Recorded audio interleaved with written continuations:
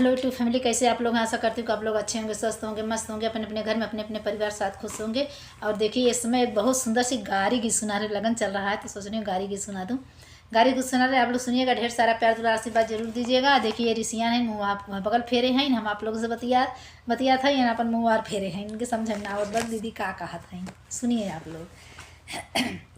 Number दो की गाड़ी सड़क पे चली, नंबर दो की गाड़ी सड़क पे चली, नंबर दो की गाड़ी सड़क पे चली, नंबर दो की। दुल्हा साले आप साइकिल साइड में चलावे, बहिन आगे बैठावे, पीन बगले लगावे, चोटी आगे लटकावे, नैन गुंडन से लड़ावे, नंबर दो की गाड़ी सड़क पे चली, नंबर दो की गाड़ी सड़क पे चली, नंबर दो की। जेठऊ अपन साइकिल साइड में चलावे, बहिन आगे बैठावे, पीन बगले लगावे, चोटी आगे लटकावे, नैन गुंडन से लड़ावे, नंबर दो की गाड़ी सड़क पे चली, नंबर दो की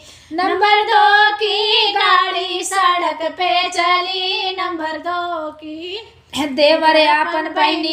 देवर साइकिल साइड में चलावे, बहिन आगे बैठावे, पीन बगले लगावे, चोटी आगे लटकावे, नैना गुंडन से लड़ावे, नंबर दो की गाड़ी सड़क पे चली, नंबर दो की गाड़ी सड़क पे चली, नंबर दो की।